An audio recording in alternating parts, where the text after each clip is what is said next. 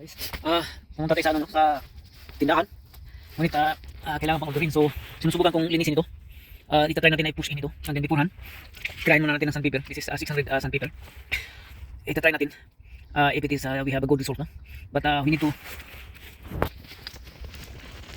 make plan B. It is like out of the box. Like, we need to push it in. Kailangan natin magawa to dahil otherwise matatagalan yung pag-order ng pizza. So, kailangan nating gawin mga bagay-bagay or hanap tayo ng paraan para in order to make these things work out of nothing, because we cannot order nothing. So we cannot do now is we have to get the plan B going. So as you know, nagsisi ito guys, nagsisi ito.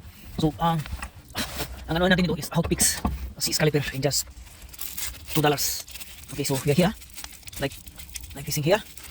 So we're gonna move along this thing here, and then we're gonna have to like keep winding it back with the sandpaper, make it smooth surface. Okay, para mawala lang yung kalawang niya dyan. And then just keep doing that until it gets shiny. Okay, so this is how you do when you have piston caliper Cs, and this is how to fix piston caliper, no? So, ayan. Sounds. You need to remove the black spots because black spots is not good. Okay, and then you're gonna do it again. Okay, so this is how you do it when you encounter this problem that your rear brake caliper sees, or it will also applicable on the front. If the front caliper sees, so you have to do the same thing as this one. Okay, now it's clean. You need to make sure that the inside also is clean. There's no dust or rust or whatever. Okay, and then we will use the brake cleaner, brake fluid as a lubricant. We don't use any oil, some kind of oil, whatever. We only use brake fluid. Will act as a lubricant while we are doing this thing. Okay, so just keep sanding it back and forth until you get the smooth surface, like shiny metal in there, until it gets shiny, and that will help the piston when pushing in. That will deliver a good result. Okay, that's totally clean now. And what we're gonna do is we're gonna open up the nipple just to release the fluid, and also keep tension or pressure, keep out the pressure. So we're gonna have to release this one. Nilagyan ko ng clip ito kagabi dahil para hindi siya mag-push out, no? If ever there is a pressure that is going on, it will not create pressure because this one is isolated. So now we're gonna remove it, and then yeah, we're gonna remove this one. The nipple, you have to open up the nipple to relieve the pressure a little bit. Okay, now to release this. Okay, and then now we're gonna do get the brake cleaner.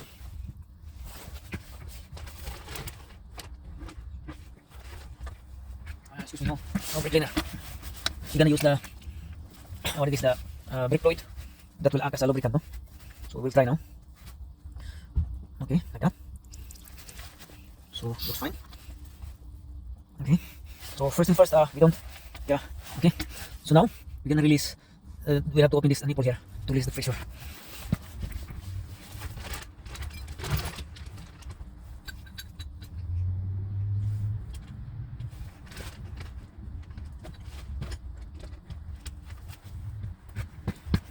This is like a 11 mil, 11.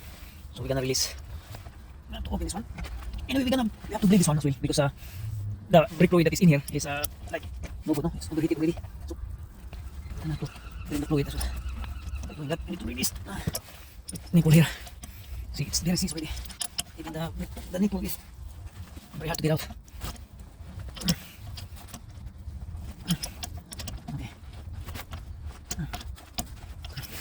Okay. Now starting to go now. Pressure release. Okay. Now started to bleed, and that's a good sign. The fluid started to bleed, and that's a good sign. And then we're gonna need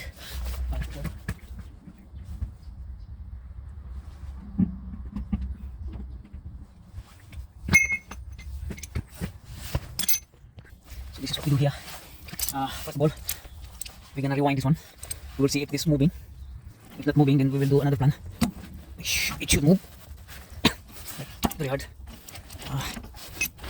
We need to get this one turning, so it will easy for us. Very hard, guys. Very hard. So we're gonna do here. Like it should move according to plan.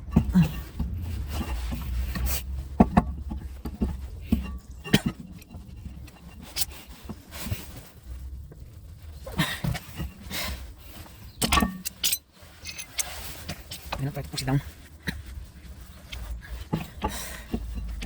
Well, a different scenario. We have to be ready in a different scenario. We should be able to move this thing. Again, cleansing. And then, we're gonna do. It should move counterclockwise or clockwise. Sorry. It should move.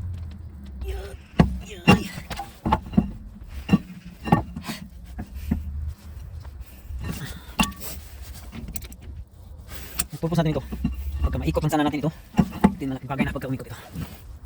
Control the chill. Yeah. Ano dito?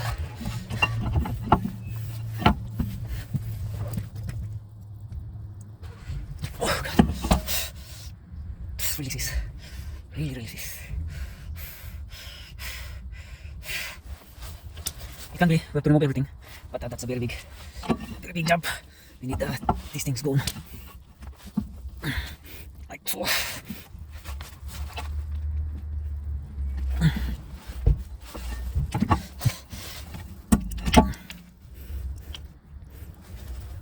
It should move. It should move.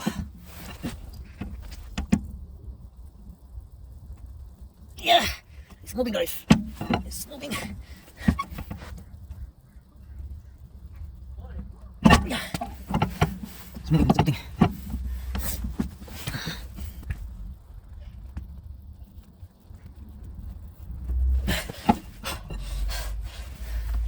Push. Push moves. Whenever the piston moves, you can try to keep tighten the rewinder, so it will help.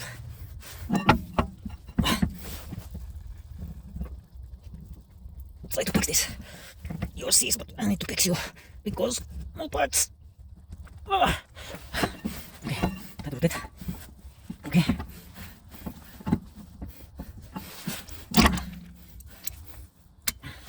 Okay. I'm gonna do this again.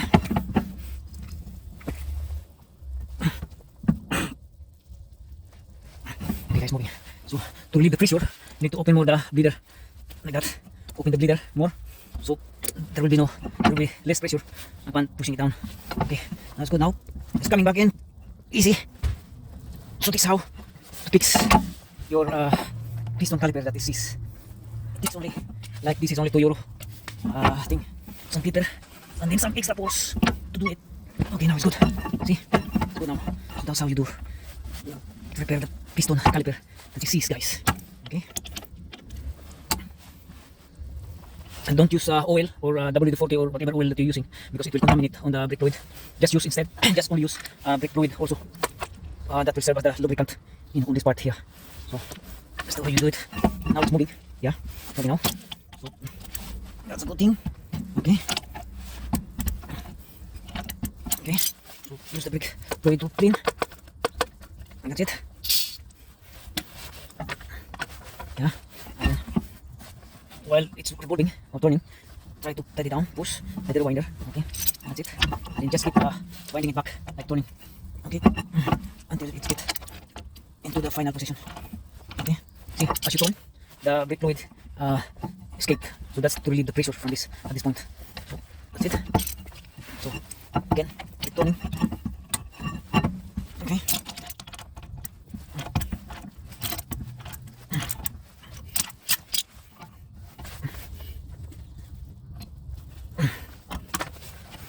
turning it down, pushing down. Okay, you don't have to worry about the rubber boot. Rubber boot is just cover only. But we'll put that later on. Once this thing's in, put it back later on. Now, this is the good thing now. To put the rubber. Close this one.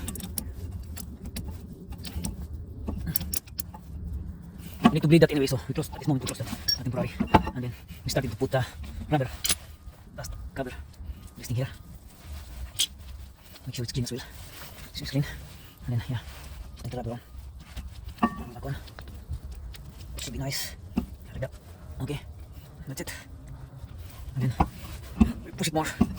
Push more.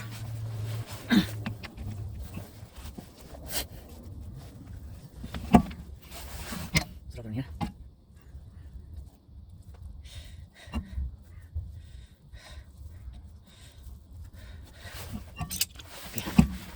Down. Push.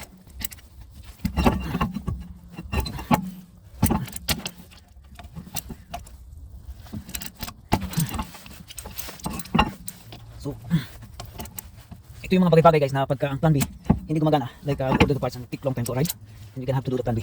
And this is it, what we are doing now. This is it. We need this car going because we have a busy day. Okay? So, we need to like thinking out of the box. Keep it going. Keep us going. This is the thing here. Actually, the O-ring that is inside here, the piston, is still good because there's no leaking, so that's a good thing. Okay. Then we just keep pushing here.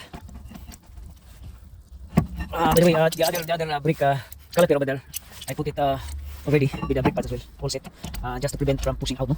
Because when you're pushing it here, the pressures go back on the other side and it will fuck up the piston on the other side. So to make it safe to do, just put back, set the brake pads on the other side, all set, and then you can do here. Okay, so you're now in the process of pushing it down to its final position. There are some rewinder rules, guys, like to do this thing, but in this moment I feel like kind of lazy to find my rewinder because it is in the shed and it's a lot of stuff in the shed, so I have no time to looking for it. So instead we use the vice grip. Vice grips also works. Like this is also out of the box doing it. Okay, so we're almost there. Only kind of few twist and then we're on the final mode. Okay. But the next time, kung mag-6 na ito, kung mag-6 pa rin ito, then that's the time that we need to replace the whole brake caliper on the next time. Okay, but here, since we're able to fix it, okay, so that's it. I think that's the end of it. Yeah, we'll try once more. If we can manage to compress more, then that will be good.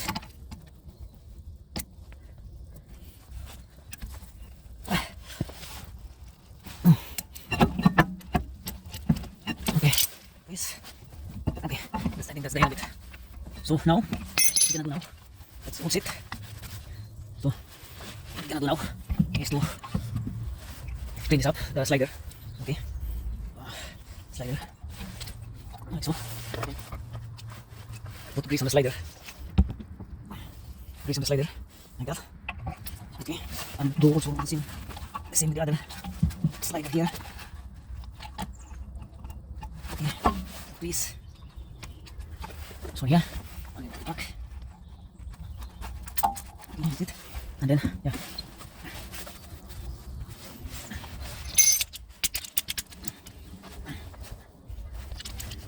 Just have to clean the side. Yeah. And then just tighten up this one. Tighten. Okay. And then since this is tight already,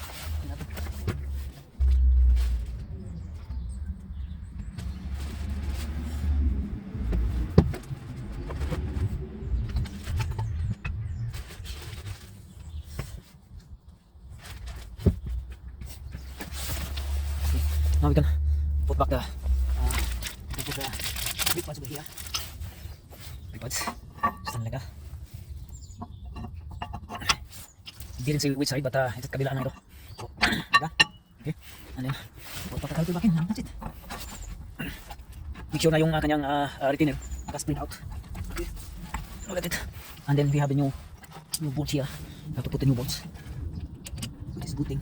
Pag bumili ka ng pisa, may bolts na ano, slider bolt na makapit. Because sometimes yung slider bolt mag-seize din ito dahil sa kalawang. So it's a good thing that they have it together with the brake pads. So that's it. And then you're gonna have to torque down, tighten up the bolts.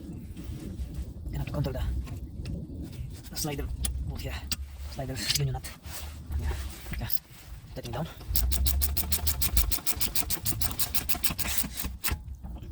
Okay, and do the same thing the other side. Down here.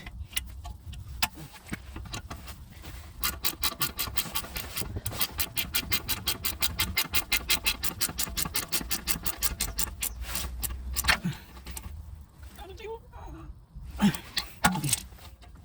Make sure it doesn't move. Okay, that's it.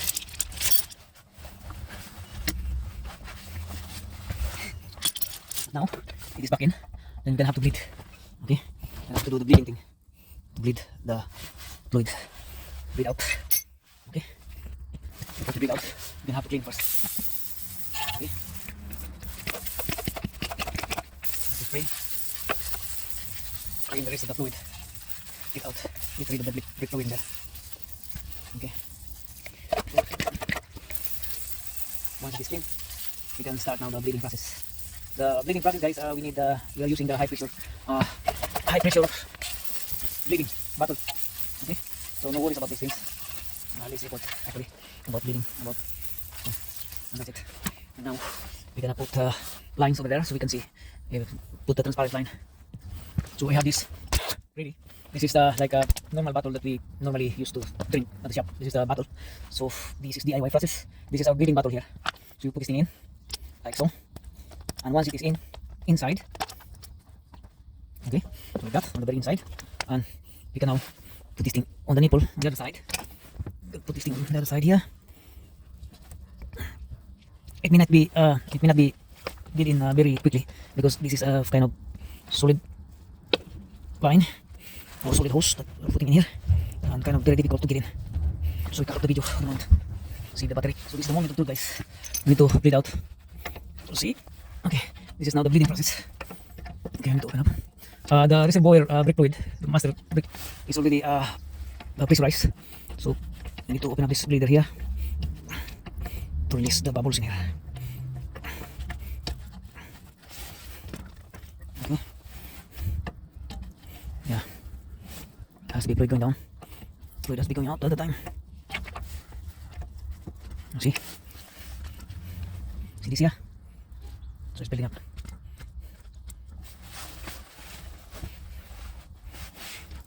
Okay. So we started bleeding process. As you can see, fluid going out. Okay. We close the nipple, and then pump out again. Pump about 5 psi on our pressurized bleeder tank or bottle. So close. So up to now we pump out 15 psi, so that is very strong. 15 psi on the pressure gauge, and then yeah, so there has to be bubbles that is coming out very quickly. So doing mechanics, guys, is not only replacing parts, no? It's not about only like thinking replacing parts, new parts, whatever. It's also about thinking out of the box. And if there is no box, we have to create our own box. Keep this thing going. Okay. So as you can see now, we have a solid line. So this thing here starting to pump out because there is also pressure that's in here. So what we're gonna do, we need to put holes in here so it will. So to release the air, we need to put some holes in here. See, so that's the air.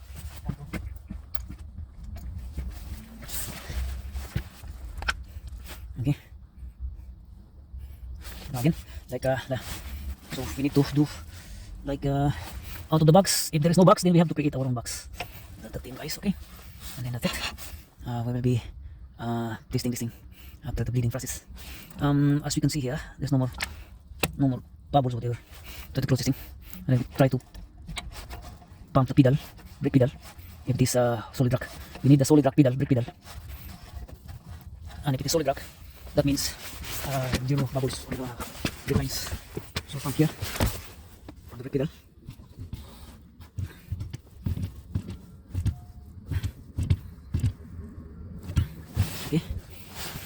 pump the pedal. So then I have to release again.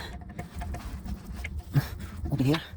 So we cannot change the whole brake fluid of this thing because the brake fluid is overheated already. So it doesn't bring good to the system. No? Brake fluid is serviceable more or less 2 years if you may. Because ang brake fluid guys, pag hindi nyo pinalitan, medyo nagtutubig din ito ang brake fluid. So sa nakita nyo yan, very dirty na brake fluid. So in this case you need to drain the whole brake fluid on the reservoir thing. Okay, so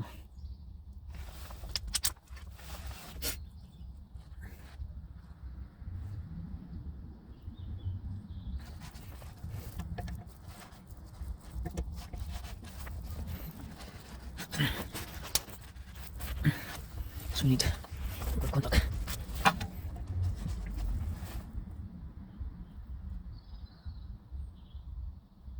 So we're moving up slowly but surely. Okay, open up more. Yeah, and then so this is guys. Yeah, this is the final now. This is final. We're closing in. Close this bleeder. And then we have to pump the pedal. We'll see the pedal if it is solid rock. Okay. At this stage, the brake pedal has to be solid rock. Okay, that's it. Then I'll release the piston first. Okay. Pedal has to be solid rock. That's the thing. Okay, that's solid rock guys, as you can see. You cannot push anymore down, further down. And then you have to put the handbrake up and down. Okay. Okay. And like that. So handbrake up. See if it's holding. Yeah, solid. And there's no leak. So we put up the nipple here, nipple cover here, and we're done. Okay. And again, double check this thing here because sometimes this thing is getting close to the brake caliper.